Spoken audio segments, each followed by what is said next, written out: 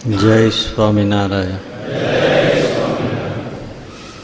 આપણે 10 વચનામૃત સુધી જોઈ લીધું. આજે 11મા વચનામૃતનું પઠન કર્યું.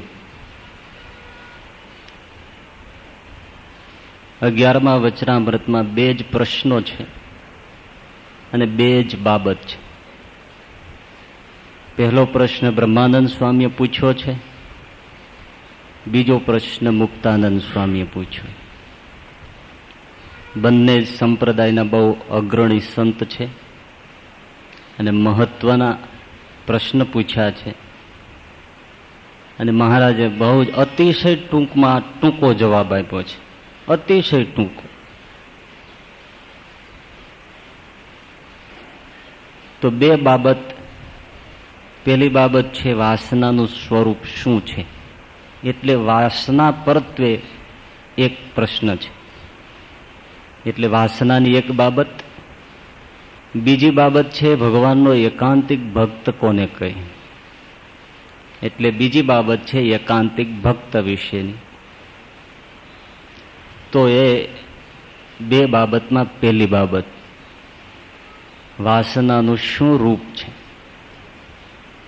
અને ખરેખર વાસના સમજવી જોઈએ. વાસના એવી ચીજ છે કે સમજવા છતાં પણ ન સમજાય. નહીતર તો બ્રહ્માનંદ સ્વામી આવો પ્રશ્ન પૂછે જ નહીં. પણ આપણા હિત માટે આ પ્રશ્ન પૂછ્યો છે. છતાં બહુ ઊંડા ઉતરીને વિચાર કરીએ તો એમ જ લાગે કે વાસના એટલે શું એ સમજવું કઠણ પડી જાય. કોને વાસના કહેવી, તો એનું સ્વરૂપ શું છે એ મહારાજને પૂછ્યું. એટલે મહારાજે જવાબ બતાવ્યો કે પૂર્વે જે વિષય ભોગવ્યા હોય, દીઠા હોય અને સાંભળ્યા હોય તેની જે અંતઃકરણને વિશે ઈચ્છા વર્તે તેને વાસના કહી. તો આમાં પણ 2 બાબત આવી. એક બાબત એ છે કે વાસના એટલે શું, એ એક બાબત આ જવાબમાં રજૂ કરી મહારાજે, કે વાસના એટલે શું એ બતાવ્યું. અને બીજી બાબત એમાં એ આવી કે વાસના બંધાય છે કઈ રીતે, વાસનાનું સ્વરૂપ શું છે અને વાસના બંધાય છે કઈ રીતે. આ બંને બાબત ટૂંકમાં મહારાજે બતાવી દીધી. જેમ રોગ હોય તો રોગનું કારણ પણ હોય, એમ વાસના રોગ છે તો એ વાસનાનું કારણ પણ જાણવું જ જોઈએ. રોગ હોય, માનો કે મેલેરિયા છે, તો પછી એના લક્ષણ છે કે ભાઈ ઠંડી લાગવી, શરીર તૂટવું, માથું દુખવું, ઉલટી થવી, આ બધા જે લક્ષણો છે એ મેલેરિયાના લક્ષણ છે. તો પછી એના કારણો શું છે, ભાઈ દૂષિત હવામાન છે, મચ્છરોનું કરડવું છે, આ બધા એના કારણો છે. એવી રીતે વાસના છે તો એનું લક્ષણ શું છે, એનું સ્વરૂપ શું છે, અને એ કઈ રીતે આપણામાં પ્રવેશી જાય છે, વાસના કઈ રીતે બંધાય છે. તો પેલી બાબત વાસના એટલે શું, કે આપણા મનમાં જે વિષય ભોગની ઈચ્છાઓ ઉઠે છે, પંચ વિષયના ભોગની જે ઈચ્છાઓ ઉઠે છે એનું નામ વાસના છે. આ ખાઈ લઉં, તે પી લઉં, આ ભોગવી લઉં, ત્યાં જઈ આવું, આવું વસાવું, આ મેળવી લઉં, એ બધા જે રાત દિવસ જે પંચ વિષયના સંકલ્પો ઉઠે છે, ઈચ્છાઓ ઉઠે છે, એને વાસના કહેવાય છે. સ્ત્રીને પુરુષની, પુરુષને સ્ત્રીની જે ઈચ્છા વર્તે છે એ વાસના છે. ખાન પાનમાં જે સ્વાદ વગેરેની જે ઈચ્છાઓ વર્તે છે એ વાસના છે. ધન સંપત્તિની ઈચ્છાઓ છે એ વાસના છે. ભોગ વિલાસની ઈચ્છાઓ છે એ વાસના છે. તો આ જે મનમાં ઈચ્છાઓ ઉઠે છે એનું નામ વાસના. આંખો મીચીએ એટલે આપણને એ બધું દેખાય કે આટલા આટલા જે તરંગો ઉઠે છે એ બધી જ વાસનાઓ છે. સંસાર સંબંધી જે ભોગના સંકલ્પો ઉઠે એનું નામ વાસના. હવે એ વાસનાને તો સમજી લીધું કે આ મનની અંદર જે આ બધું દેખાય છે તો એ વાસના છે. ઘડીક આ મેળવવું છે, આ પામવું છે, આ ભોગવવું છે, એવા જે સંકલ્પો થાય છે એ બધી વાસના છે. તો આ વાસના બંધાઈ કઈ રીતે ગઈ આપણામાં, કઈ રીતે બંધાય છે તો એ પણ સમજાવ્યું મહારાજે કે પહેલા જે વિષયો ભોગવ્યા છે, દીઠા છે, જોયા છે, સાંભળ્યા છે, એના જે સંસ્કારો પડી જાય છે એમાં વાસનાનું સ્વરૂપ બંધાય છે. જે વિષય આપણે એકવાર ભોગવ્યો તો એમાં જે અનુભૂતિ થાય છે એના સંસ્કારો આપણી અંદર અંતઃકરણમાં, ચિત્તમાં, મનમાં એક પ્રિન્ટ થઈ જાય છે. કોઈને એમ પૂછીએ કે ભાઈ કેળું એટલે કેવું, તો શું થાય? કેળાના રૂપ, ગુણ બધું જ આપણી નજર સમક્ષ આવે, એનો સ્વાદ નજરમાં આવે અને જેને ભાવતું હોય એના માટે એને તરત આકર્ષણ પેદા થઈ જાય. સરસ મજાની કોઈ હોટેલમાં કોઈ વાનગી ખાધી કોઈ મિત્રની સાથે, પહેલી વાર જ એનો ટેસ્ટ લીધો અને મનમાં એ તમામ જે સંસ્કારો હતા ને બેસી ગયા. હવે મનમાં એક અનુભવ ઘૂસી ગયો, એક સ્વાદ પેસી ગયો, એટલે હવે ફરી ફરીને એ મન આપણું છે એ પેલું હોટેલ, પેલું રેસ્ટોરન્ટ એને યાદ કર્યા કરે કે એ જે ખાધું છે એવી મજા તો બીજે ના મળે.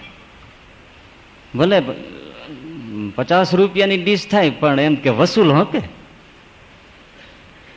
એને વાસના બંધાઈ. જ્યાં સુધી ભોગવું નહોતું ત્યાં સુધી એને એના માટેની કોઈ પીડા નહોતી, કોઈ ઈચ્છા નહોતી. એક વાર ભોગ્યું એટલે અંદર પ્રવેશી ગયું. જેવી રીતે ટેપ રેકોર્ડમાં બધો જ અવાજ છે એ ટેપ થઈ જાય છે, કોમ્પ્યુટરની ફ્લોપીમાં જેમ આખો પ્રોગ્રામ છે અંકિત થઈ જાય છે, એવી રીતે આપણું જે અંતઃકરણ છે, ચિત્ત છે, એમાં આ બધા જ વિષય ભોગનો અનુભવ છે પ્રિન્ટ થઈ જાય છે.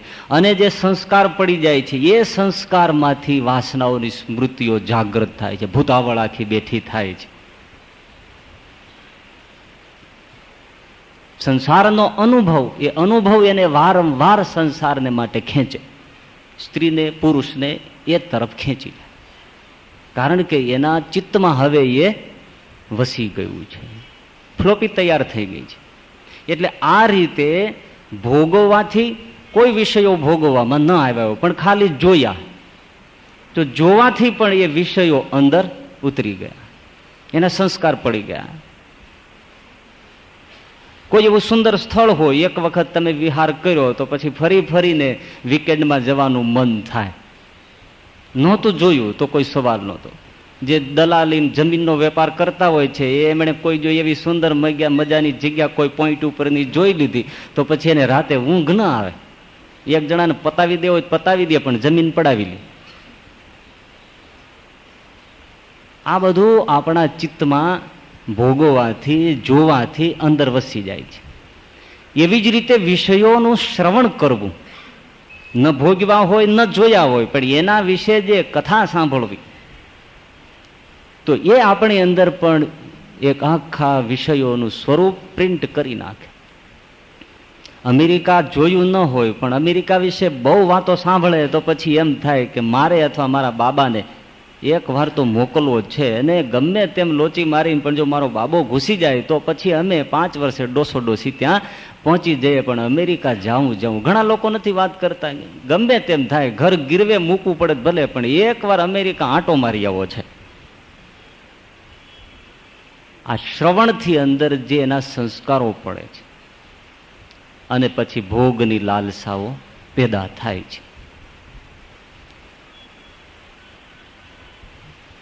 એટલે બીજી લાઈન મહારાજે કહી કે જે વિષયો ભોગવવામાં પણ ન આવ્યા હોય તેની પણ જે અંતઃકરણને વિશે ઈચ્છા વર્તે એને પણ વાસના કહીએ.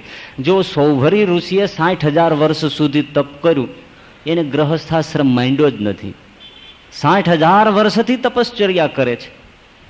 યમુનાના ધરામાં, કેડસમાં, પાણીમાં 1-2 વર્ષ નહીં, કેટલા 60,000 વર્ષ સુધી તપશ્ચર્યામાં લીન છે સૌભરી ઋષિ.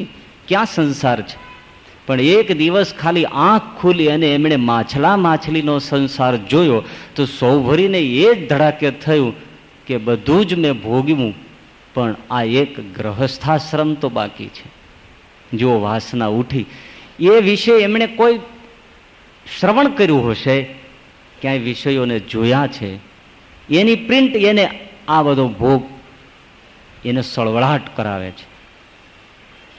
અને ઇતિહાસ પુરાણ એમ બતાવે છે કે સૌભરી ઋષિ માનધાતાની 50 કન્યાઓ સાથે લગ્ન ગ્રંથિથી જોડાયા. 60,000 વર્ષથી તપમાં રહેનારો ઋષિ ગ્રહસ્થી થયા.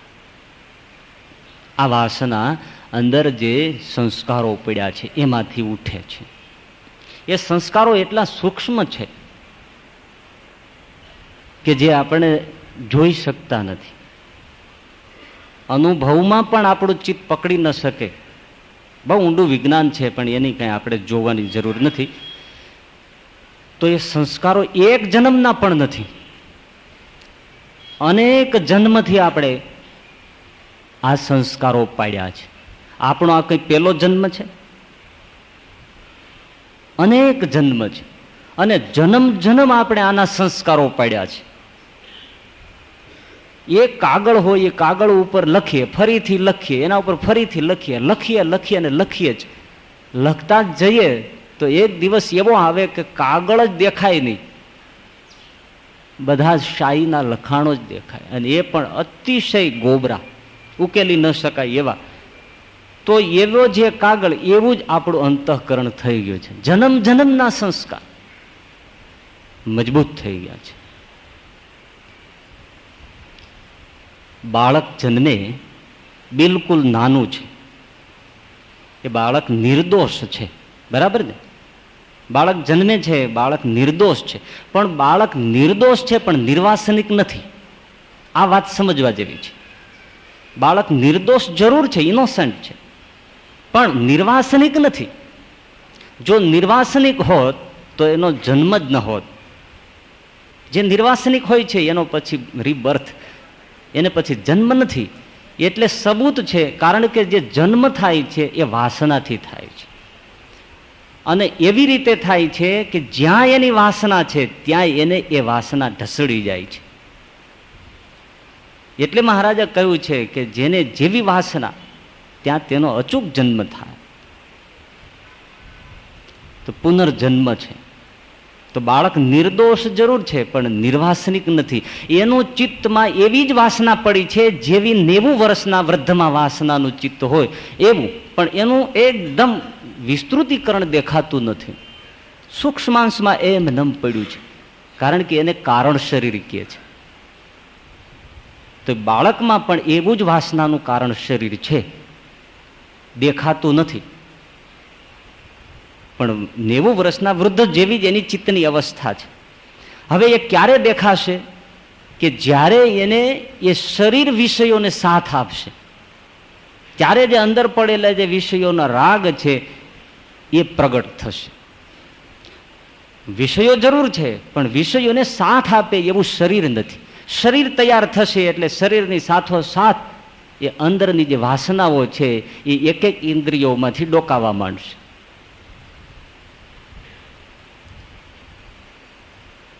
જેવી રીતે નાનો આંબો હોય તો આંબો જ કહેવાય, પણ જ્યાં સુધી 5-10 વર્ષનો ન થાય ત્યાં સુધી કેરી ન આવે.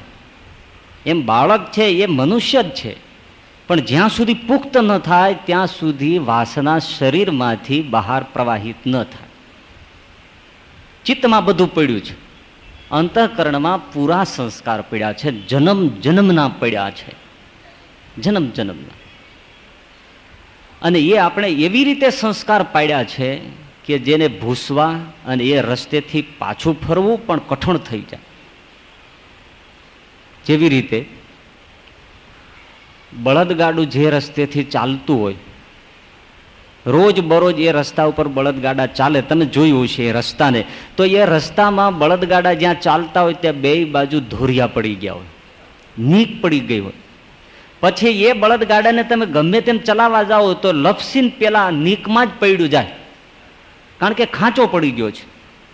એટલે આપણું જે જીવન છે એ પૂર્વના ચિત્તમાં જે વાસનાના આવા ધોરિયા પડ્યા છે, એટલો અભ્યાસ થયો છે, એટલે આવા મોટા ધોરિયા પડી ગયા છે. એટલે હવે આ જન્મે ગમે તેમ વિચાર કરીએ તો પણ ફરી ફરીને આપણો પગ એ પેલા ધોરિયામાં જ પડે, કારણ કે ચારે બાજુ તો ઊંચાણ છે ને આ ધોરિયો છે. આવી રીતે વિષયોના ચિત્તમાં સંસ્કાર પડી ગયા છે. નદીનો પ્રવાહ વહે છે તો વર્ષોથી જે ધરતી ઉપર વહે છે ત્યાં જ બને ત્યાં સુધી વહા કરે છે, કારણ કે એક ધરતીમાં ખોદાઈને એક પ્રવાહ થઈ ગયો છે. એવી રીતે આપણા ચિત્તમાં વિષયોના સંસ્કારના આવા ધોરિયા પડી ગયા છે. એટલે હવે ત્યાંથી આપણે જે પાછું ફરવું એ અતિશય કઠણ છે. એટલે ગુણાતીતાનંદ સ્વામીએ કહ્યું છે કે ખાવું અને સ્ત્રી એ બેમાં તો કોઈને ગુરુ કરવો પડતો નથી.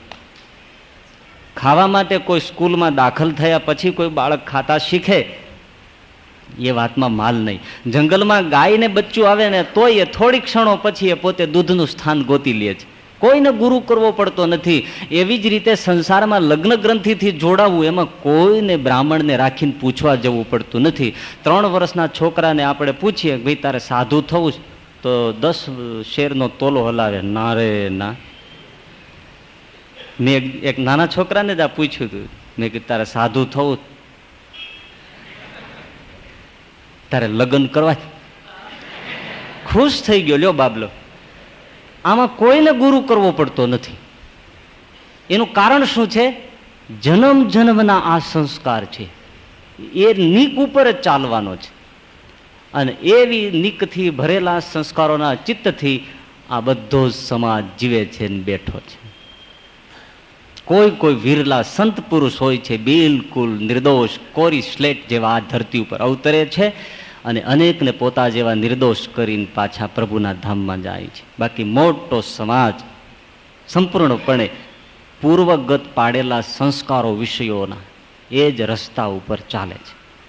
તો આવી રીતે વાસનાઓથી આપણું ચિત્ત વસાઈ ગયું છે અને એમાંથી જે સ્મૃતિઓ ઊભી થાય છે એ બધી વાસના છે. સંસ્કારો અંકિત થયા, પ્રવાહો પડી ગયા, એક સંસારના વિષયોની નીક પડી ગઈ, એના ઉપર જે સતત ચાલવાના વિચારો આવે ને ચલાય એનું નામ વાસના છે. તો આ વાસનાનું સ્વરૂપ છે. અને વાસના આ રીતે જોવાથી, સાંભળવાથી, ભોગવવાથી, જેમ એક પક્ષી નાની નાની સળીઓ ગોઠવીને સરસ મજાનો એક માળો બનાવે છે અને પછી એ પક્ષી એમાં વસે છે, એવી રીતે આપણે જન્મ વિષયોની એક સળી ભેળી કરી અને આ ચિત્તમાં વાસનાનું ઘર બનાવ્યું છે ને એમાં પછી આ જીવ પુરાઈને બેઠો છે. આ આપણું સ્વરૂપ છે.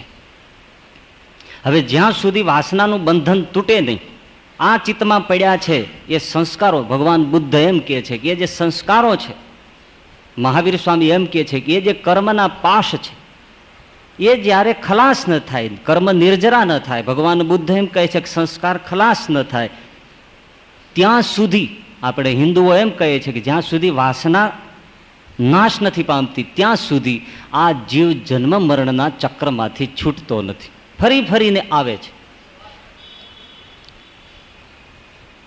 કારણ કે હંમેશા વાસના બેની હોય છે.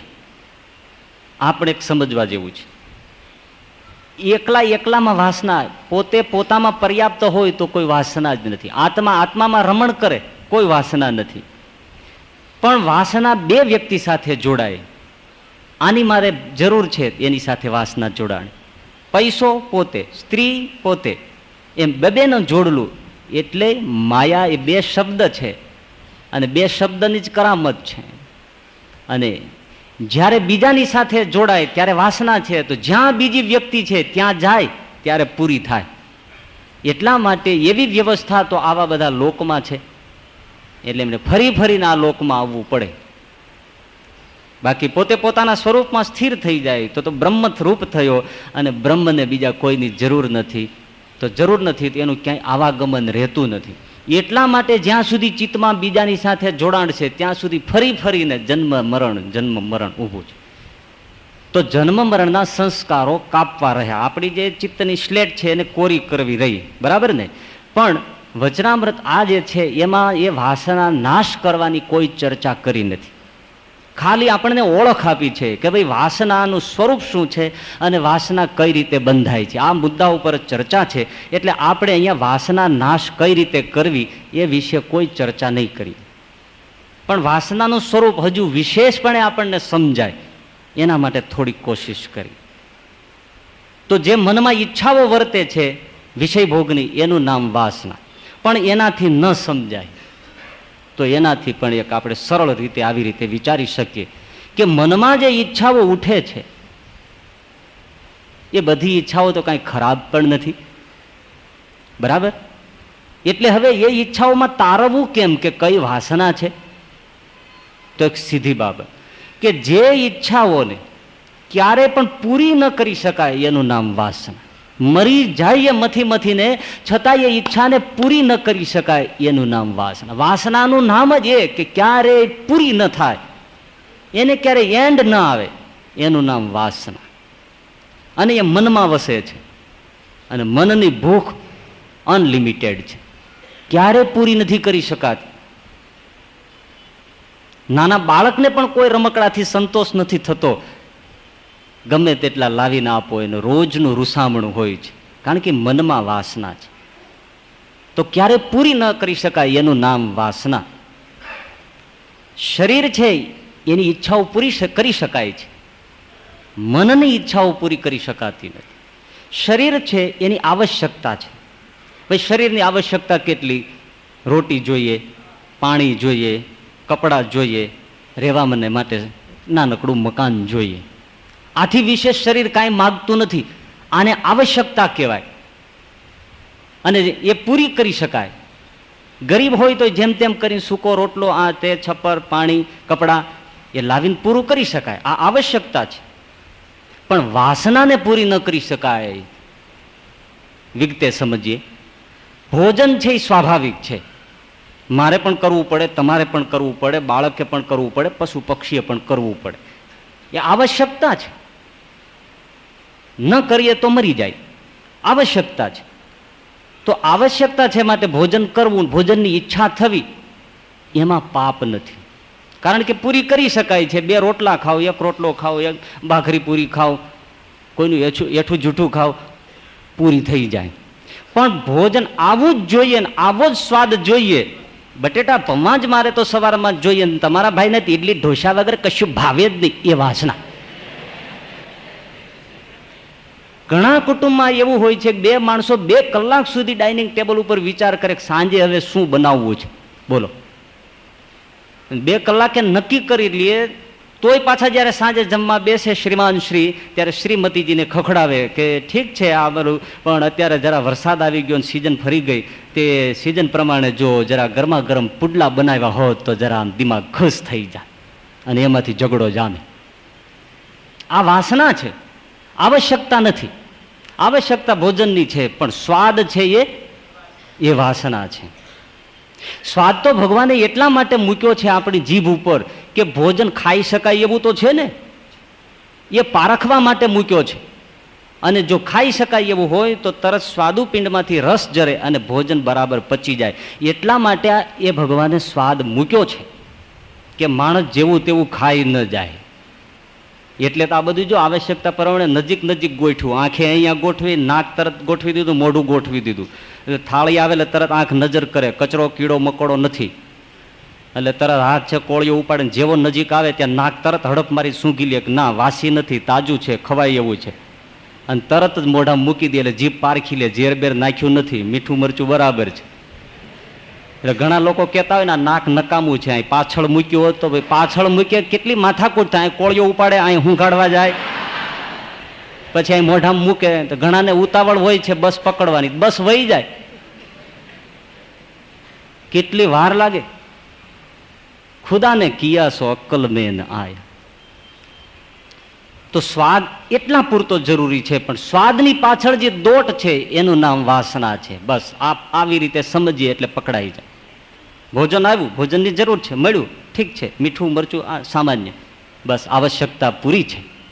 પણ જે સ્વાદની રનિંગ છે દોડ, રોમમાં એક સમ્રાટ થયો, એ સમ્રાટને એવી વાસના, એવી સ્વાદની વાસના કે કે ગમે ત્યાં નીકળ્યો હોય ને કે સુગંધી ભોજન કોઈ બનાવતી હોય મહિલા અને ખ્યાલ આવે તો એ એના ઘરમાં ઘૂસી જાય અને જમવા બેસી જાય. પેટ ભરીને જમે, જમીન બહાર નીકળે અને વળી પાછો ક્યાંય સુગંધ આવે તો એ પોતાના ખિસ્સામાં એક પક્ષીનું પીછું રાખતો, મુલાયમ પીછું, એ તરત જ પોતાના મોઢામાં નાખી ફેરવી અને બધું જ ઉલટી કરી નાખે અને ફરીથી જમવા બેસી જાય. આવો એનો પ્રોગ્રામ દિનભર ચાલ્યા કરે. જમે, પીછું ફેરવે, ઉલટી કરી નાખે, ફરીથી જમે. બસ સ્વાદની કોઈ પૂર્તિ થતી નથી. પેટ ભરાઈ જાય છે તો ખાલી કરે છે. પેટની મર્યાદા છે પણ સ્વાદની કોઈ મર્યાદા નથી. આ વાસના છે.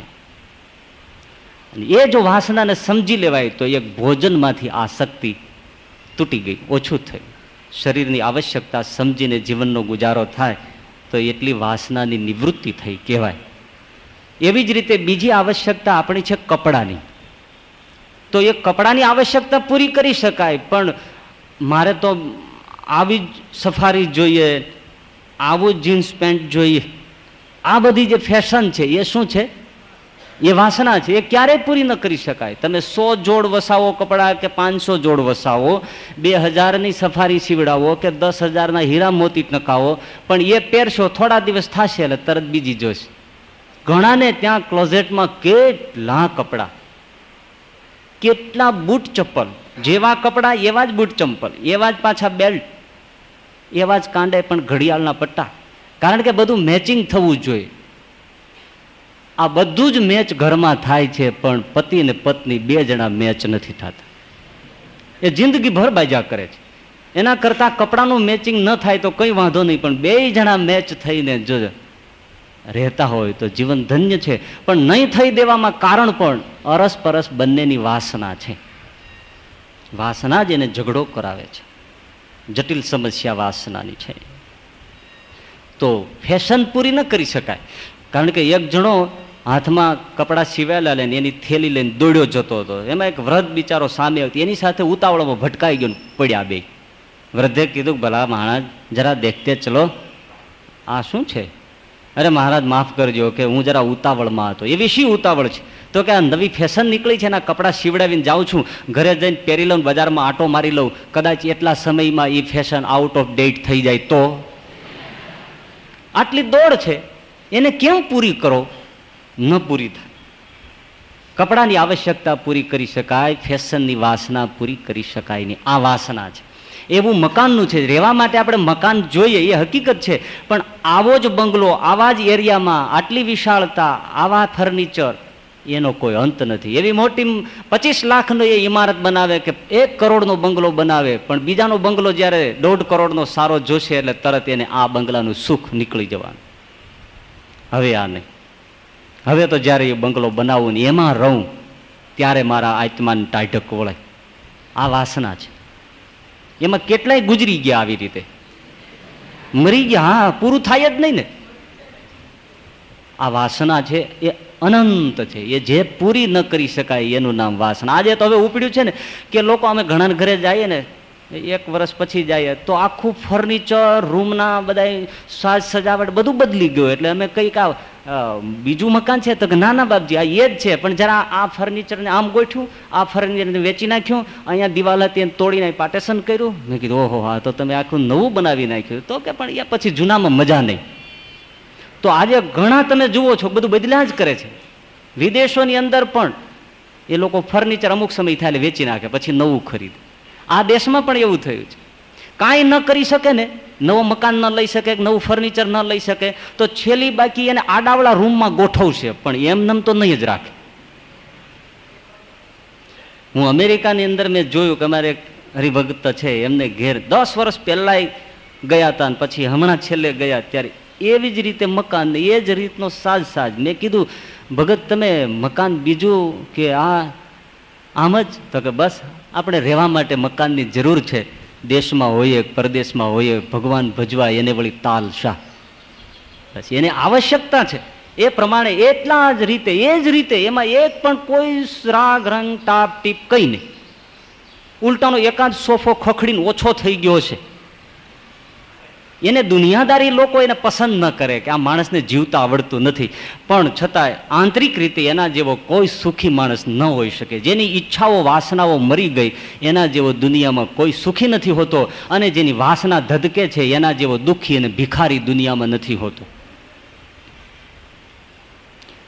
તો રોટી, કપડાં, મકાન અને એવી જ રીતે અરસપરસ સ્ત્રી અને પુરુષનો લગ્ન સંસાર એ એક આવશ્યકતા છે. વંશ વૃદ્ધિ થાય એ આવશ્યકતા છે. અરસપરસ એકબીજાનો સ્ત્રીનો પુરુષનો સહકાર મળે અને જીવનનું ગાડું ચાલે, કારણ કે રથને બે પૈડા હોવા જોઈએ. હા, બે પૈડા હરખા હોય તો સારું, નહીતર એક સ્કૂટરનું ને એક ટ્રેક્ટરનું હોય તો મરી જાવ. રુચિ જીવન સરખા હોય તો, પણ બે અધૂરા અધૂરા છે. એટલે એ એક સામાજિક, વ્યક્તિગત રીતે, ફિલોસોફિકલ, ફિઝિકલી એ એક આવશ્યકતા છે, સમજો. પણ એ લગ્ન ગ્રંથિથી જોડાયા પછી વ્યભિચારી મનથી જીવવું એ એની વાસના છે. એને તો પોતાની એક પત્નીમાં પણ તૃપ્તિ ન થાય, અને અનંત પત્નીઓ સાથે લગ્ન ગ્રંથિથી જોડાય તો પણ એના મનને ક્યારેય વિષય ભોગથી તૃપ્તિ થાય, ક્યારેય ન થાય. મહાભારતમાં યયાતિની સુંદર કથા આવે છે, બહુ જ સમજવા છે. થોડુંક પહેલા એનું આગલું ભૂમિકા જોઈએ કે વૃષપર્વા નામના દાનવરાજ એના રાજ્યમાં શુક્રાચાર્ય નિવાસ કરતા હતા. શુક્રાચાર્યની યુવાન પુત્રી દેવયાની અને આ વૃષપર્વાની યુવાન પુત્રી શર્મિષ્ઠા સરખી વયના, એટલે બેનપણી, ખેલવું કૂદવું સાથે. એક દિવસ એ પોતે એક તળાવમાં જળ ક્રીડા કરતા હતા, સ્નાન કરતા હતા. એમાં પવનનો થોડો વંટોળ ચડ્યો તો અરસપરસ જે કપડાં મૂક્યા હોય એ થોડા ઉડ્યા અને ભેળા થઈ ગયા. શર્મિષ્ઠા બહાર નીકળી પહેલા તો એમણે થોડું વાવાઝોડા જેવું છે એટલે છે જે કપડું લાગ્યું એ પોતાનું લઈ જાણી સમજી અને પહેર્યું. અને દેવયાની આવી એમણે જોયું કે મારું કપડું શર્મિષ્ઠાએ પહેર્યું, અને એમણે કીધું કે અરે તું તો મારી શિષ્યા કહેવાય. શિષ્યા એટલે દાસી, નોકરાણી, અને તું મારા કપડાં પહેરે? ઉતાર, કાઢી નાખ બધું. શર્મિષ્ઠાએ કીધું તું વિવેકથી વાત કર, હું કઈ તારી શિષ્યા ને કઈ તારી દાસી થોડી છું. મારો બાપ રાજા છે, ઉલટાનો તારો બાપ ભિખારી છે. અમે જ્યારે સીધું સામાન આપીએ ત્યારે તારો બાપને તમે ખાવા ભેળા થાવ છો, ને પાછા અમને દાસીને નોકરને ભિખારી કહો છો? ભીખ મંગો તો તારો બાપ છે. એ તારો બાપ મારા મહારાજાની જ્યારે સ્તુતિ બંદગી કરે ત્યારે તો એ રાજમાં રહે છે, અને તું મને એમ કહે છે. શર્મિષ્ઠાને દેવયાની ઝઘડી પડ્યા, અને શર્મિષ્ઠાને એટલો બધો ક્રોધ ચડ્યો કે બાજુમાં કૂવો હતો ત્યાં ઢસડીને દેવયાનીને કૂવામાં નાખી દીધી. શુક્રાચાર્યની પુત્રી, બ્રાહ્મણની પુત્રી, એને કૂવામાં ફેંકી અને શર્મિષ્ઠા પોતાને ઘેર ચાલી ગઈ. વાતમાં કંઈ હતું, એક ખાલી કપડાં અદલી બદલી ગયા. હવે શાંતિથી એક બે પહેરી લીધા હોત અને પછી ગયા હોત, મિત્રો હતા તો શું વાંધો હતો. બસ શર્મિષ્ઠા ચાલી ગઈ. અહીંયા દેવ સંજોગે દેવયાની, શુક્રાચાર્યની પુત્રી દેવયાની કૂવામાં પડી, પણ પાણી થોડું ગમે તે રીતે એ બચી ગઈ. પુકાર કરે છે. એમાં યયાતિ નામનો મહારાજા જ્યારે શિકારે નીકળ્યો ત્યારે એમણે કોઈનો પુકાર સાંભળ્યો, રુદન સાંભળ્યું, એટલે એ તરફ ગયો અને કૂવામાં જ્યાં નજર કરી ત્યાં તો આ એક દીકરી કન્યાને જોઈ, એટલે એમણે પુકાર કર્યો કે મહારાજા મને બહાર કાઢો. અને યયાતિએ બહુ મહેનત કરી અને દેવયાનીને બહાર કાઢી. હવે દેવયાની નામ હાથથી તો પકડવી જ પડે. યયાતિ મહારાજ ક્ષત્રિય છે, દેવયાની બ્રાહ્મણ છે, પણ આવા વિપરીત સંજોગમાં યયાતિએ એમને સહાય કરી અને જીવતદાન આપ્યું. એટલે દેવયાનીએ કહ્યું કે હવે તો આપ જ મારા પતિ તરીકે હું સ્વીકાર કરું છું, કારણ કે તમે મારો પાણી ગ્રહણ કરી લીધો છે. યયાતિએ કીધું કે તું શુક્રાચાર્યની દીકરી છો, તે જે પરિચય આપ્યો એના ઉપરથી હું જાણું તો શુક્રાચાર્ય બ્રાહ્મણ, તું બ્રાહ્મણની દીકરી, હું ક્ષત્રિય, તારો બાપ મને શાપ આપે, બળીને ભસ્મ થઈ જાઓ, મારે કંઈ કરવું નથી. એ આપ આપને ઘેર જાઓ. તો કે ના, મારા પિતાશ્રી જ આપને બોલાવે અને મને તમારી સાથે લગ્ન ગ્રંથિથી સોંપે તો જોઈશું.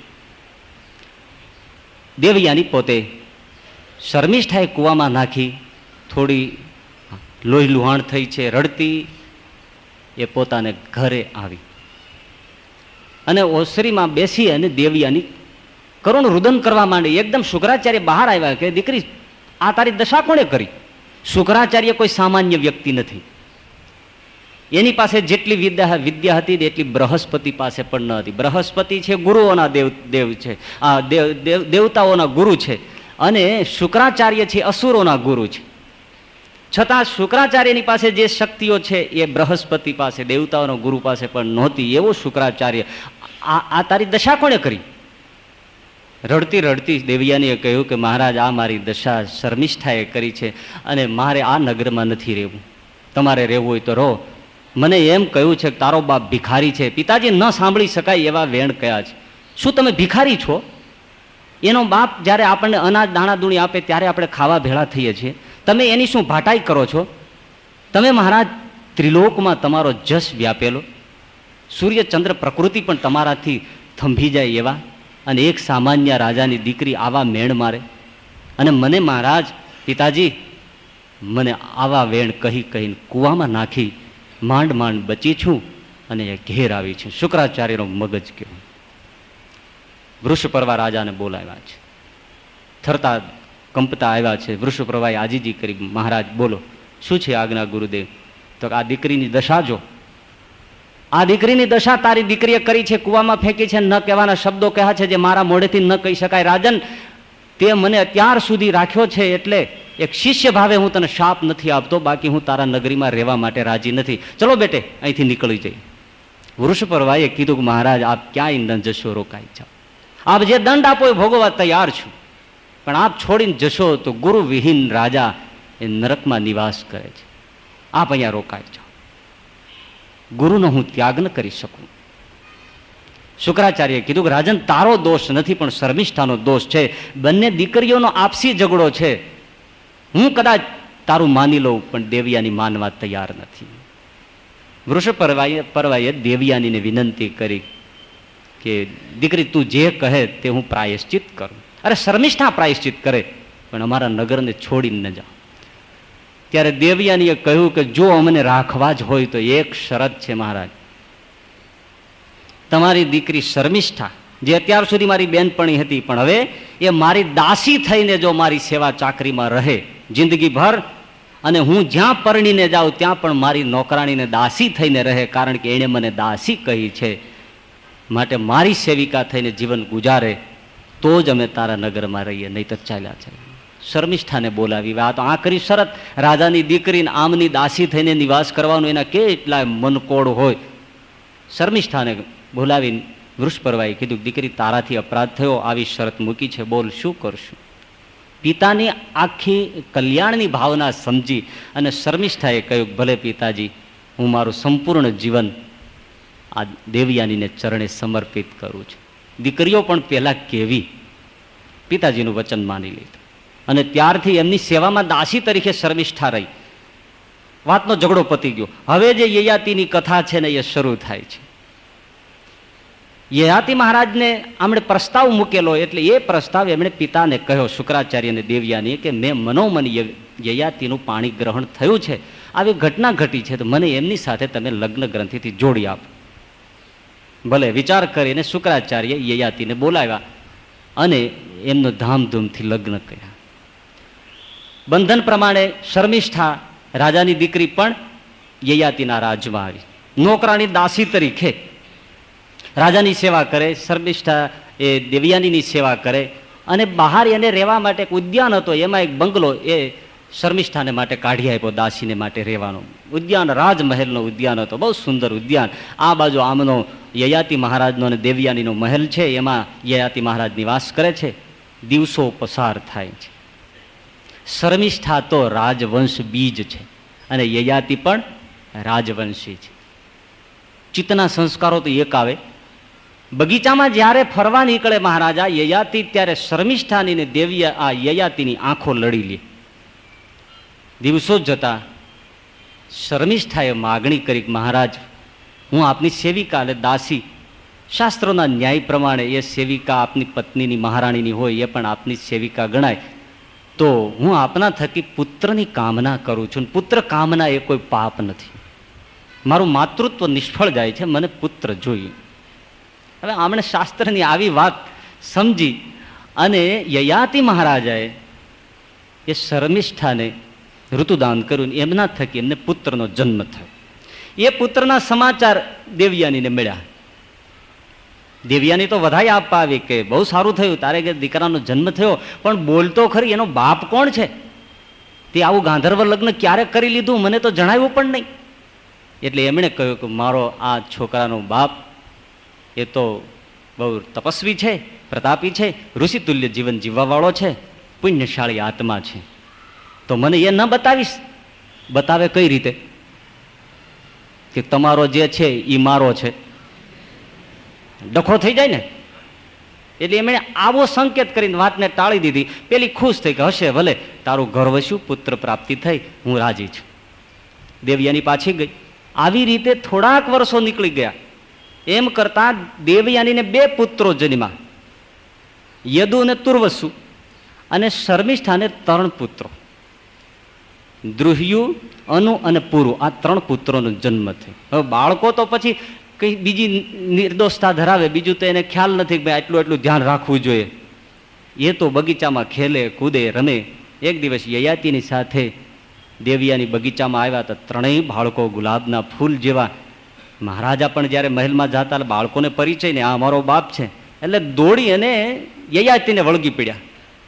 એટલે દેવયાનીએ કીધું કે મહારાજ આ તમારા જેવા જ લાગે છે, અને આ કોઈ ઋષિનું નામ આપે છે, બોલો આ દીકરા કોના છે? અને પછી જાણો છે બધું મીંડું ગેંગે ફેફે થવા. અને શર્મિષ્ઠાને કહી દેવું પડ્યું કે આ ઋષિ તુલ્ય જે આ પિતા, આ પુત્રનો બાપ એ આ યયાતિ છે, પણ મેં કોઈ દ્રોહ નથી કર્યો, મારું માતૃત્વ સફળ કર્યું છે, એટલા માટે મેં માગણી મૂકી છે, તું રાજી રહે. પણ દેવયાનીને એટલું બધું માઠું લાગ્યું કે મારી સાથે આ મહારાજાએ વિશ્વાસઘાત કર્યો. કોઈ દિવસ કોઈ સ્ત્રી શોકને સહન કરી શકતી નથી. અને એ જ ન્યાય કઈ કઈને એને અયોધ્યામાં ડખો થયો. સ્ત્રી બીજી સ્ત્રીને સહન ન કરી શકે. અને દેવયાની પોતાના પિતાની પાસે રાવ ફરિયાદે ચાલી ગઈ. આવી રડતી રડતી આવી દેવયાની. એટલે શુક્રાચાર્ય કહ્યું વળી શું થયું દીકરી?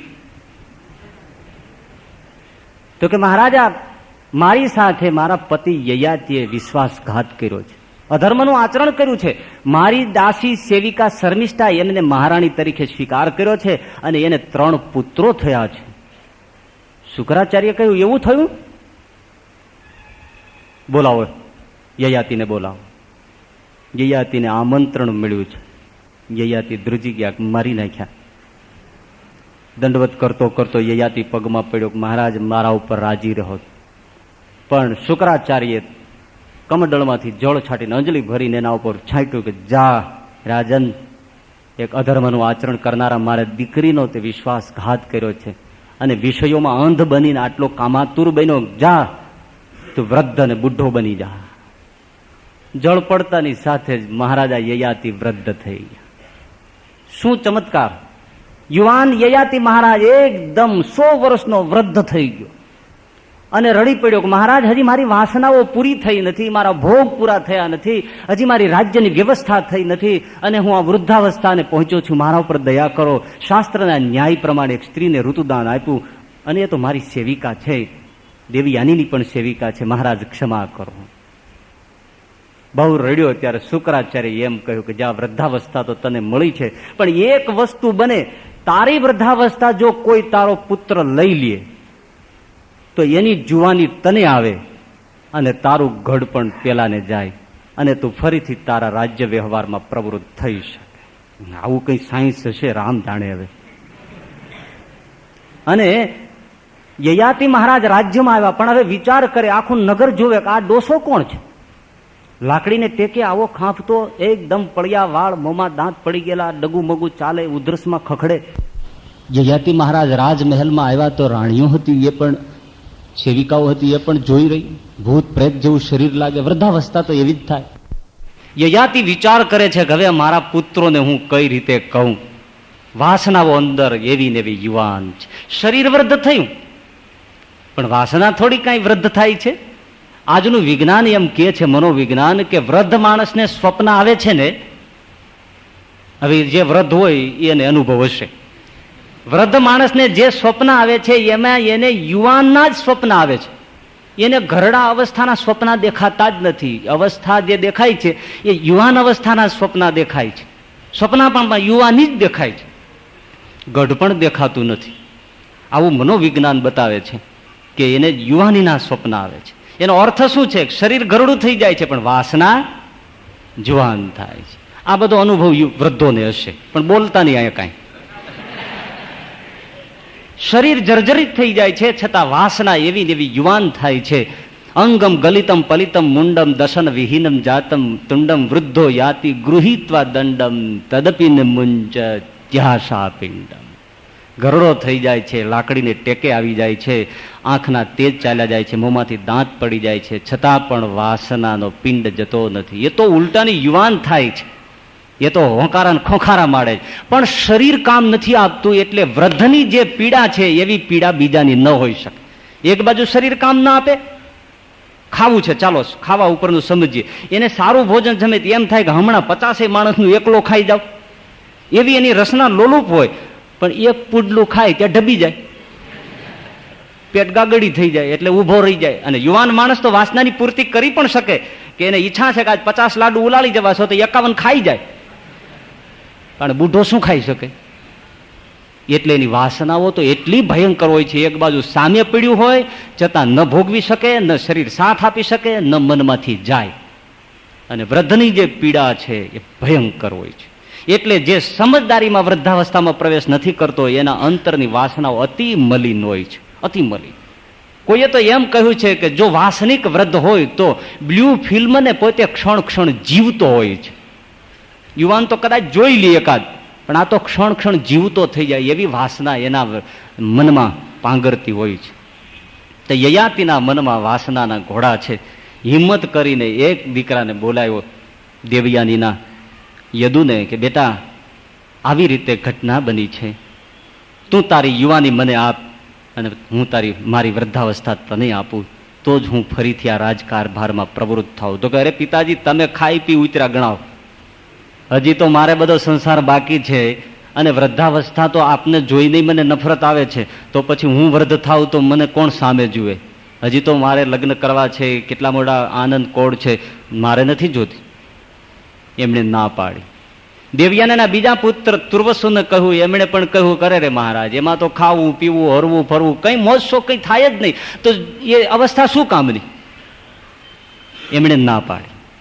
શર્મિષ્ઠાના 3 પુત્રોનો બોલાવ્યા, દ્રુહિયુને કહ્યું, એમણે ના પાડી. અનુને કહ્યું, એમણે પણ ના પાડી. પણ નાનો દીકરો સૌથી પૂરું હતો, એમને કહ્યું કે બેટા મારી મનોવ્યથા સમજી અને તું તારી યુવાની મને આપ. પૂરુએ કહ્યું ભલે પિતાજી, હું મારી યુવાની આપને અર્પણ કરું છું અને આપની વૃદ્ધાવસ્થા મને આપો. હંમેશા કોણ જાણે એટલે જ ગ્રહસ્થોને નાના દીકરા ઉપર પ્રેમ રહેતો હશે. નાનો દીકરો જોવે એટલે બસ એને કોણ જાણે શું થવા માંડે, બસ એના માટે ત્યાંથી થોડું બચાવવા માંડે, થોડુંક આડાવડું કરવા માંડે, કંઈક સંતાડવા માંડે. નાના દીકરાને માટે એ પોટલીઓ વાળી હતી, એને નાના દીકરાને એને મેળ પડે. મોટે ભાગે ગ્રહસ્થમાં જોવો, આપણે પૂછે બાપા ક્યાંની ભેળા રહ્યા? તો નાના ભેળા. આ એક રીત છે. પૂરુએ સ્વીકાર કર્યો ભલે મહારાજ.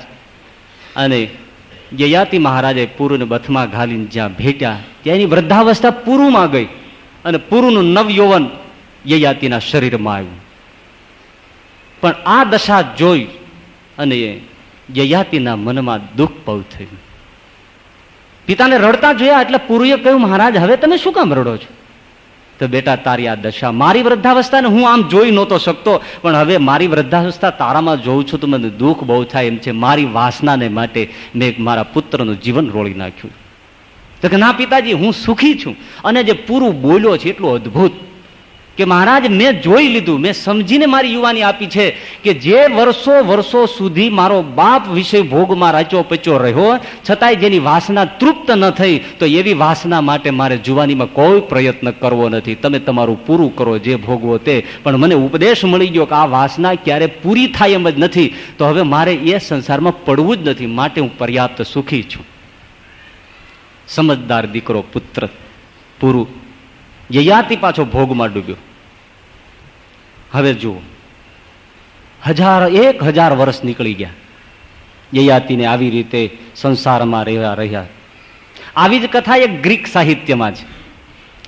બહુ સુંદર છે. એમાં તો વળી આનાથી પણ વધારે બોધ મળે એવું કે એક જણાને મૃત્યુના દેવતા તેડવા આવ્યા એટલે માણસે કીધું, તમે કોણ? તો કે હું મૃત્યુ સ્વયં દેવ છું અને તને લેવા આવ્યો છું. કાં? તારો અવધિ આયુષ્ય પૂરો થઈ ગયો, હજી તો હું 20 વર્ષનો છું, જુવાન છું, હજી તો હમણાં જ મેરેજ કર્યા છે. તો કે એ તો ભાઈ જયારે આયુષ્ય પૂરી થાય ત્યારે વયું આવવું પડે, એમાં કઈ ચાલે નહીં. ના ના ના ના ના, મારા ઉપર કઈક દયા કરો. તો કે એક જ દયા છે કે તારે બદલે જો કોઈ મરવા તૈયાર થાય તેને લઈ જાઉં. અને પેલા માણસે એક માણસને પૈસા આપીને સમજાવ્યો કે મારે બદલે તું મોત માગી લે અને તું જા. અને પેલાને મૃત્યુના દેવતા લઈ ગયા અને કહેતા ગયા 100 વર્ષ પછી ફરીથી આવીશ. મૃત્યુના દેવતા ગયા, 100 વર્ષ સુધી આમણે ભોગ વિલાસ ભોગવ્યા. 100 વર્ષ પૂરા થયા છે, મૃત્યુના દેવતા પાછા આવ્યા. ચલો, અરે પણ હજી તો માંડ માંડ આનંદ મોજ શરૂ થયા છે, ત્યાં જ ભાઈ આ તો એવું છે ને, હવે લઈ જવો પડે. તો કે ના, કાંઈક દયા કરો, મારી વાસના પૂરી થવા દો, વાસના પૂરી થાય પછી મને કોઈ વાંધો નથી. તો કે ભાઈ વાસના પૂરી કર્યો શું કરો, એ જ રીત કરો, ફરીથી કોઈને મોકલો. એવી રીતે ફરી ફરીને એમ કહેવાય છે કે 10 વખત મૃત્યુના દેવતા આવ્યા અને 10 વખત બીજાને મોકલ્યા. 11મી વખત મૃત્યુના દેવતા આવ્યા ત્યારે મૃત્યુના દેવતાએ કીધું, હવે તો ભલા ઇન્સાન સમજ કે તારી વાસના ક્યારેય પૂરી થવાની નથી, હવે તું મારી સાથે ચાલ. આ વાસના કે જ્યાં ક્યારેય પૂરી કરી શકાય નહીં, એનું નામ વાસના. એક ગરીબ પોતાની આવશ્યકતા પૂરી કરી શકે, પણ એક સમ્રાટ પણ પોતાની વાસના પૂરી ન કરી શકે. અને 1000 વર્ષ યયાતિએ ભોગ ભોગ્યો અને પછી એક દિવસ ફરીથી જયારે એને પુરુને જોયો ત્યારે એને દુઃખ થયું. પુરુને બોલાવ્યો, બેટા વાસના ખરેખર છે એ ક્યારે પૂરી થઈ શકતી નહીં, દુષ્પૂર છે. આજે 1000 વર્ષ થયા છે તો મને સ્ત્રીમાંથી વાસના ગઈ નથી, ભોગમાંથી વાસના ગઈ નથી. બેટા વાત સાવ સાચી છે. અને એ મહાભારતમાં એ 2 શ્લોક એવા અદભુત મહારાજા યયાતિ બોલ્યા, ન જાતું કામ કામાનામ ઉપભોગે ન શામ્યતિ હવિષા કૃષ્ણ વર્તને ભૂય એવાભિવર્તતે. હે બેટા, ઘી હોય એ કોઈ અગ્નિમાં ડાલે તો એનાથી અગ્નિ બુઝાય નહીં, પણ ઉલટાનો અગ્નિ પ્રજ્વલિત થાય. એમ મારો અનુભવ છે કે જેમ જેમ વિષયને ભોગવીએ એમ વિષય વધારે ને વધારે સળગે છે, પણ બુઝાતા નથી. આજે 1000 વર્ષે મારી આ પરિસ્થિતિ છે, વાસના જરાય પણ ઓછી થઈ નથી. અને બીજી જે બાબત યયાતિએ બતાવી એ તો લાખની કિંમતની, કે યદ પૃથ્વ્યામ વ્રીહી યવમ હિરણ્યમ પશવઃ સ્ત્રીય. દુનિયામાં જેટલું ધન છે, ધાન્ય છે, સોનું છે, પશુઓ છે, અને જેટલી દુનિયામાં સ્ત્રીઓ છે, અયાતિ બોલે છે, જેટલી દુનિયામાં સ્ત્રીઓ છે એ બધી જ તસ્માદ એકમ ન પર્યાપ્તમ, એ બધી જ વસ્તુઓ, બધી સ્ત્રીઓ એક જ માણસની સાથે આપી દેવામાં આવે છતાં પણ તૃષ્ણા ક્યારેય પૂરી થતી નથી. દુનિયા માત્રની સ્ત્રીઓની સાથે વિહાર કરે છતાં માણસનું મન વાસનાથી ક્યારેય તૃપ્ત થતું નથી. આ એક નગ્ન સત્ય છે, હકીકત છે. વાસના દુષ્પૂર છે, પૂરી કરી શકાતી નહીં. એટલે શ્રીજી મહારાજે બહુ સરસ મધ્યના 47મા વચનામૃતમાં બતાવ્યું કે આ જીવે દેવ અને મનુષ્યમાં અનેક જન્મ ધારણ કર્યા છે અને અનંત વિષયો જીવે ભોગવ્યા છે, પણ હજી લગન ક્યારેય વિષયોની તૃપ્તિ આ જીવને થઈ નથી. દેવ મનુષ્યાદિકમાં રહીને અનંત વિષયો ભોગવ્યા છતાંય તૃપ્તિ થઈ નથી. તો હવે ભગવાનના ભક્ત થયા પછી વર્ષ, 2 વર્ષ, 5 વર્ષ વિષય ભોગવવાથી કઈ તૃપ્તિ થવાની નથી. પાતાળ લગણ પૃથ્વી ફાટી એને કોઈ પાણીથી ભરવા માંડે તો ક્યારેય ભરાવાની નથી. માટે વાસના રહિત થવું. અંત્યના 14મું વચનામૃતમાં મહારાજે એક દાખલો આપ્યો કે જીવના હૃદયમાં બહુ મલિન વાસના થાય છે. એ અમે જ્યારે અયોધ્યામાં નાના હતા, બહુ મજાનો પ્રસંગ, કેટલો અદભુત કે અયોધ્યામાં અમે જ્યારે નાના હતા ત્યારે શિવ મંદિરમાં સુવા જતા, ત્યારે અમે નજરે જોયેલી વાત અમે તમને કરીએ છીએ. અંત્યના 14માં કહ્યું છે કે જ્યારે અમે સૂતા ત્યારે રોજ એક કાયથ હતો, એ શિવ પૂજન કરવા આવતો, ત્યારે અમે એની ચેષ્ટાઓ એનું બધું સૂતા સૂતા અમે સાંભળતા. તો એ કાયથ રોજ શિવનું પૂજન કરીને ગાલ વગાડીને શિવજીની પાસે માગતો કે હે મહારાજ, હે શિવજી, મને ક્યારે મનુષ્યનો અવતાર આપશો નહીં, કારણ કે તાંબુ ખાઈ ખાઈને મરી ગયા પણ સ્ત્રીનું સુખ તો સારી પેટે ભોગવાતું જ નથી. માટે હવે તો મારા ઉપર રાજી થયા હો તો જન્મો જન્મ મને લંબકરણનો અવતાર આપો, જેથી લાજ મર્યાદા મૂકીને સ્ત્રીનું સુખ સારી પેઠે ભોગવીએ. લે, એને ગધેડાનો અવતાર માગ્યો, જો ગધો બનાવો મને તો પછી કોઈ મર્યાદા વગર સ્ત્રી સુખ ભોગવીએ. આવી મલિન વાસના મહારાજ કે જીવને થાય છે, તૃપ્તિ થતી નથી. આ વાસના દુષ્પુર ન પૂરી કરી શકાય એવી એ વાસનાનું સ્વરૂપ છે. તો પેલું વિષયોની જે ઈચ્છા ઉઠે છે એ વાસના, એમાંથી પરખવું હોય તો જે પૂરી ન કરી શકાય એવી જે ઈચ્છાઓ એ બધી વાસના. હજી એનાથી પણ એક સરળ આપણે રીત જોઈ શકીએ કે જે માર્ગેથી પાછું જ ન વળી શકાય પ્રયત્ન કરવા છતાં, એનું નામ વાસના. દાખલો જોઈ, મહારાજા પાંડુ એને જ્યારે ચારે બાજુ રાજ્યમાં વિજય કર્યો પછી હસ્તિનાપુર પાછા ફર્યા, તે પોતાનું શરીર તો થોડું પાંડુ પીળું રોગગ્રસ્ત અશક્ત વાળું, એટલે પછી મોટા ભાઈ ધૃતરાષ્ટ્રને એમ કહ્યું કે તમે રાજગાદી થોડો સમય સંભાળો અને હું જંગલમાં નિવાસ કરી અને આરામ કરું અને થોડું શરીર સ્વસ્થ થાય પછી હું પાછો આવું છું. ભલે, આવી રીતે એક સમયકાલીન વ્યવસ્થા કરી ધૃતરાષ્ટ્રને રાજગાદી સોંપીને પાંડુ મહારાજા વનમાં ગયા. ત્યાં સરસ મજાની એક ઝૂંપડી બનાવી, વ્યવસ્થા કરી, આશ્રમ જેવું બનાવ્યું અને પોતાની બંને પત્ની પાંડુ અને માદ્રી, પેલી કુંતી અને માદ્રીની સાથે પાંડુ મહારાજા જંગલમાં નિવાસ કરવા માંડ્યા. એક દિવસ બને છે એવું, પાંડુ ક્ષત્રિય તો ખરા એટલે હાથમાં ધનુષ બાણ લઈને પોતાની વિદ્યાઓ ભૂલાય નહીં, એટલે એ તો ક્ષત્રિયનો સ્વભાવ છે, થોડો શિકાર કરવાનો શોખ ન જાય. તો એક દિવસ એ ફરવા નીકળ્યા છે, એમાં એમને શિકારનો શોખ. આમાં એક ઘટનામાં બે પ્રસંગ જાણવા જેવા છે. તો પાંડુ મહારાજ હાથમાં ધનુષ બાણ લઈને જંગલમાં વિહાર કરે છે, એમાં એમણે એક ઝાડની નીચે એક હરણ અને હરિણી એટલે જોડું જોયું અને એમાં એક સાથે એમણે વીંધી નાખવા માટે, પોતાનો શક્તિનો પરિચય મેળવવા માટે મહારાજા પાંડુએ તીર છોડ્યું. સનાના કરતું પેલું તીર ગયું, એક જ તીરથી હરણ અને હરિણી વિંધાઈ ગયા અને પોતા એકદમ પાસે દોડ્યા. ત્યાં શું થયું? એ હરણ હરિણીના સ્વરૂપ હતા ખરા, પણ એ તો ઋષિ ને ઋષિ પત્ની હરણના રૂપમાં ઉભા હતા. કિંદમ નામના ઋષિ હતા અને કિંદમ ઋષિએ અને ઋષિ પત્ની હરણ અને હરિણીનું રૂપ ધારણ કરી અને ત્યાં હતા. એ પણ શેમાં હતા? ઋષિ અને ઋષિ પત્ની વિષયોથી નિવૃત્ત થયા હતા, છતાં પણ વાસના ફરી વળી. ત્યારે એમ થયું કે ઋષિઓના શરીરમાં હવે વાસનામાં ઓતપ્રોત થવું એ સારું નહીં, એટલે એટલી મોટી શક્તિ કે હરણ અને હરિણીના રૂપ ધારણ કરીને વાસનામાં જોડાયા. બોલો, જે શરીર બદલી શકે છે છતાં પણ વાસના બદલી શકતા નથી, આવી ભયંકર વાસના. હરણ અને હરિણી બની અને પોતાની વાસના પરિતૃપ્ત કરવામાં છે. એ જ વખતે મૈથુના શકતા હરણ હરિણીને જ્યારે પાંડુએ વધ કર્યો, ઋષિ પોતાના મૂળ સ્વરૂપમાં પ્રગટ થયા અને પાંડુને શાપ આપ્યો કે અમે ઋષિ ને ઋષિ પત્ની અમારા એક ખાનગી એક વિહારમાં તે હસ્તક્ષેપ કર્યો અને પ્રાણ હર્યા. જા, હું તને શાપ આપું છું કે અમારી કામુક દશામાં તે અમારું હનન કર્યું છે, તો આ જ રીતે તારું કામુક દશામાં તારું મોત થાય. તું તારી પત્નીને જ્યારે કામ ભાવે સ્પર્શ કરી છે, સ્પર્શ કરતાની સાથે તારું મૃત્યુ થશે. કિંદમ ઋષિએ શાપ આપ્યો અને દેહ છોડી દીધા. પાંડુ ધ્રુજી ગયા, નિરાશ વદને પોતાની પર્ણકુટીએ પાછા ફર્યા. એટલે કુંતી અને માદ્રીએ કીધું, પ્રભુ દેવ, આજ ઉદાસ આંખમાં આંસુ કેમ? તો કે મારાથી ઋષિ ને ઋષિ પત્નીની હત્યા થઈ છે. એ તો ઠીક છે, પણ હું તમને સંભળાવી દઉં કે આજથી હું સંન્યાસ ધારણ કરું છું. કારણ કે મને શાપ આપ્યો છે કે જ્યારે તું તારી પત્નીને કામ ભાવે સ્પર્શ કરીશ ત્યારે તારું મૃત્યુ થશે. માટે હવે તમે મારાથી અળગા રહો અને મને સંન્યાસ ધારણ કરવા. ત્યારે કુંતીએ બહુ વિનંતીથી કર્યું, મહારાજ, આપને સંન્યાસ જીવન જીવવું હોય તો હું ને માદ્રી તમને ક્યાંય વિક્ષેપ નહીં કરીએ, તમારું રક્ષણ થાય એ જ રીતે અમે જીવીશું, પણ આપની સેવાનો અમને અવસર આપો. તમે અમારા છો તો પતિને, તમને એમ છોડીને ક્યાં જાય? મરીએ તો પણ સાથે, જીવીએ તો પણ સાથે. આ આદર્શ નારીઓના ચરિત્રો છે. ઢેબરામાં ફોલિડોઝ ના એવું કંઈક દવા નાખીને ગાલીને મારી નાખે એની આ વાતો નથી. તો અમે અહીંયા જ નિવાસ કરશું. પાંડુએ સ્વીકાર કર્યો, જીવન ગુજારે છે.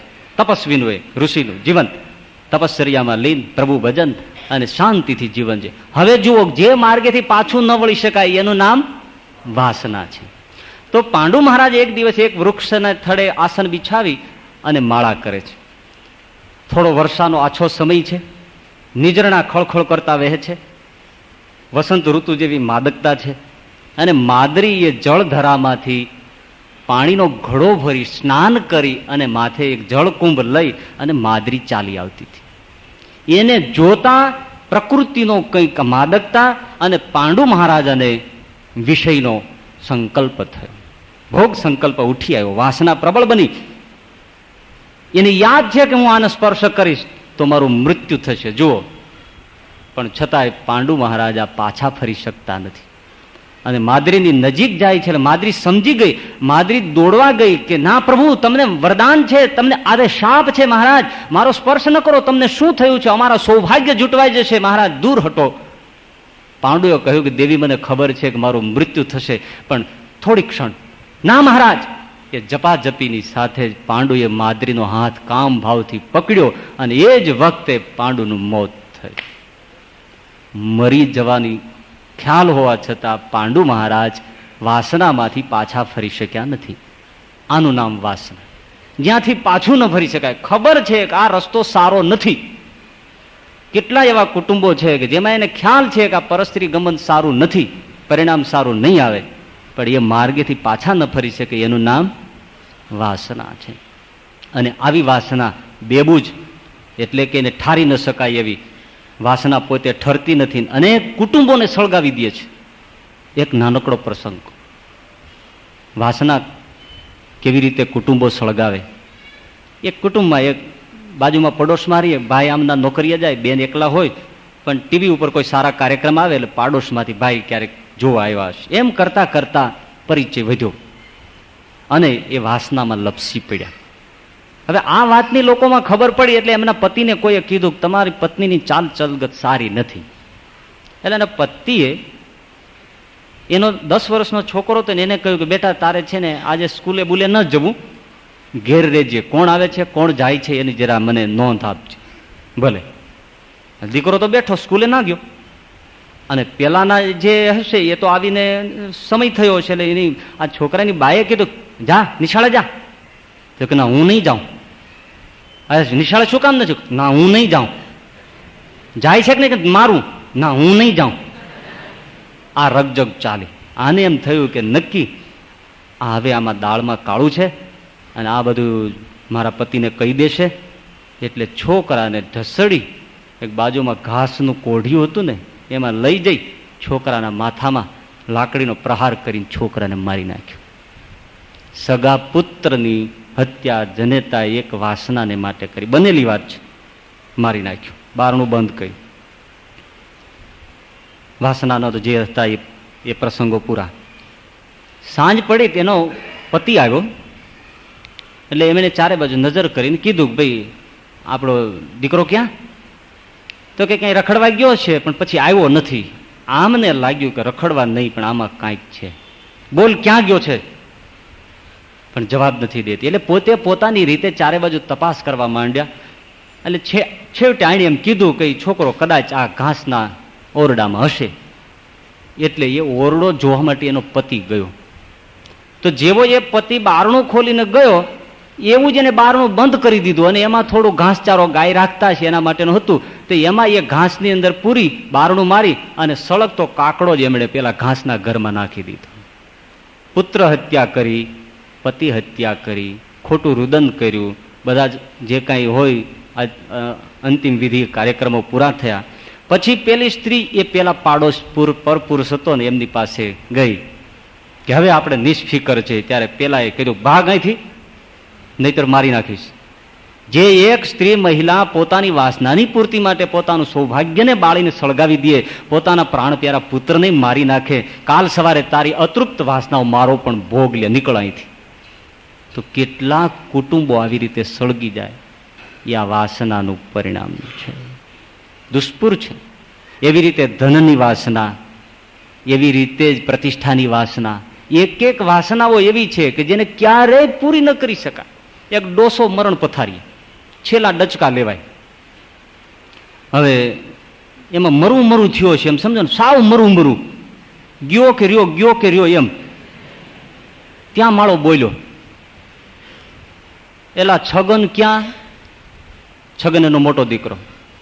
તો કે આ બાપુજી અહીં તમારા માથા પાસે ઉભો છગન, એ હું મોટો. હા હા હા. તો વસ્તેરો મગન ક્યાં? તો કે મગન પગ દબાવી, આ મગન. અરે રે રે. હા હા. તો સૌથી નાનો વસ્તેરો કાંતિ ક્યાં?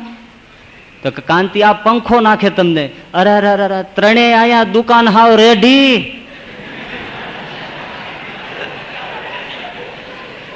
મરી ગયો, લ્યો ગોટો વળી ગયો એટલું કઈ. હવે તું જાતો જાને બાપા, દુકાનની શું કામ ચિંતા કરે? એક જણો મૂર્છિત થઈ ગયેલો, ખરેખર મૂર્છિત થઈ ગયો. તેના 3 દીકરાઓ એને લઈને દવાખાને ગયા. ડોક્ટરે ટ્રીટમેન્ટ કરી તો બેઠો થયો. 3 છોકરાઓ અહીંયા. એમણે કીધું મૂર્ખાવ, અહીં કેમ છો બધા? બાપુજી તમે બેભાન થઈ ગયા હતા. હા તે હું બેભાન થઈ ગયો. એક જણા ધંધો તો ચાલુ રાખવો જોઈએ કે એ ધંધો ખોટી થાય હાલે? માણસની વાસના બેહદ છે, એને પૂરી કરી શકાતી નથી. એકવાર ગરડામાં બહુ વરસાદ વરસ્યો ને એટલે મહારાજ કે ચાલો આપણે બધા નદીએ પૂર જોવા જાય ને સ્નાન કરવા જાય. બધાને સાથે લઈને મહારાજ ઘેલાને કાંઠે ગયા. ઘેલા ઘૂઘવાટા કર્યો. એટલે મહારાજે સંતો પાર્ષદો સામે જોઈને કહ્યું, પાર્ષદો, સંતો, ભક્તો, કાંઈ સમજાય છે? તો કે ના મહારાજ. ઘેલા ગાંડી થઈ. તો કે ના, આવા ઘૂઘવાટા કરતા પૂર જે દેખાય છે ને એ દરેક જીવના અંતઃકરણમાં વાસનાના આવા પૂર ઘૂઘવાટા કરે છે. ઓહો, આવા પૂર દરેક જીવના અંતઃકરણમાં આવી રીતે ઘૂઘવાટા કરે છે. એટલે ગુણાતીતાનંદ સ્વામીએ કહ્યું છે, 1,00,000 મણ લોઢાની ગોળી એને તપાવીને લાલચોળ થઈ જાય, પછી કોઈ 2 છાંટા પાણી નાખે તો વરાળમાં ક્યાંય ઉડી જાય. એ તો ગંગા જેવો મોટો ધરો હોય, એમાં કોઈ મોટા મશીનો લાવીને હડસે લે ત્યારે મહિના સુધી તો મોટા લોઢ ઉછળે ત્યારે એ લોઢી ઠંડી પડે. એમાં જીવનું અંતઃકરણ વાસનાથી તપ્ત છે, અતિશય તપ્ત. હવે એ ટાળવું જ પડે એ હકીકત છે, પણ ટાળવાનો ઉપાય જ્યારે કોઈ વચનામૃત આવશે ત્યારે વિચારીશું. પણ અહીંયા આવે જે બીજો પેરેગ્રાફ છે એના ઉપર મહારાજે તરત જ એમ કહ્યું કે મુક્તાનંદ સ્વામીનો જે પ્રશ્નનો જવાબ આવ્યો, પ્રશ્ન પૂછ્યો કે હે મહારાજ, વાસનાની વાત તો સમજ્યા, પણ હવે એકાંતિક ભક્ત કોને કહીએ? ત્યારે મહારાજે એમ કહ્યું કે એકાંતિક ભક્ત તો એને કહીએ સ્વામી કે જેને ભગવાન વિના બીજી કોઈ વાસના ન હોય. જે એક પ્રવાહ આવે છે એમાંથી સરસ મજાની વાત કે ભગવાન સિવાય જેને કોઈ બીજી વાસના ન હોય અને પોતાને બ્રહ્મરૂપ માનીને ભગવાનની ભક્તિ કરતો હોય એ ભગવાનનો એકાંતિક ભક્ત છે. પ્રથમનું 60મું વચનામૃતમાં પણ મહારાજે એમ કહ્યું કે વાસના રહિત વર્તવું એકાંતિકનો ધર્મ છે. અને જો થોડી ઘણી વાસના હોય તો સમાધિમાંથી પણ ખેંચી લાવે. માટે વાસના ટાળવી અને એ ટાળે એને એકાંતિક ભક્ત કહેવાય. મધ્યના 48માં એક વાસના કઈ રીતે એની સમજાવટ બહુ સરસ છે કે જે એકાંતિક ભક્ત કોને કહેવાય? તો આને કહેવાય. કોને? તો જેની આંખ છે એ ભગવાનના ભક્તોનું દર્શન કરવા ઈચ્છે, જેના કાન છે એ ભગવાનની કથા અને એમના શ્રવણ કરવા ઈચ્છે, જેની નાસિકા છે ભગવાનને ચડાવ્યા ચંદન પુષ્પની સુગંધ લેવા માટે જ ઈચ્છે, જેની જીહવા છે ભગવાનના ગુણગાન અને મહાપ્રસાદના રસને જ ઈચ્છે, અને જેમની ત્વચા છે ભગવાન અને ભગવાનના સંતનો સ્પર્શ કરવાને જ ઈચ્છે, પણ ભગવાન વિના બીજી કોઈ વસ્તુને સુખદાયી ન જાણે એવી રીતે જે વર્તે એનું નામ મહારાજ કે એકાંતિક ભક્ત છે. 48. મહારાજ બેઠેલા ને એમાં બ્રહ્માનંદ સ્વામી બાજુમાં બેઠેલા ને એમાં એક હરિભગત આવ્યા. મહારાજને ભેટ માટે નગદ રૂપિયા 100 એ વખતના જમાનાની એ કોથળી મહારાજ પાસે મૂકી. સિક્કા ખખડ્યા. એટલે એ કોથળી ઉપાડીને મહારાજે તરત કીધું, લ્યો બ્રહ્માનંદ સ્વામી તમે રાખો. એમ કહ્યું ને બ્રહ્માનંદ સ્વામીની આંખમાં ધારા છૂટી. અરે રે મહારાજ, હે મારા પ્રભુ, આ બ્રહ્માનંદ રૂપિયાનો ભૂખ્યો નથી પણ તમારી મૂર્તિનો ભૂખ્યો છે. મને લોક પ્રતિષ્ઠાની ભૂખ નથી પણ તમારી હેતનો ભૂખ્યો છું. મને દુનિયાદારીની ભૂખ નથી મહારાજ, પણ મને તમારી કૃપાની ભૂખ છે.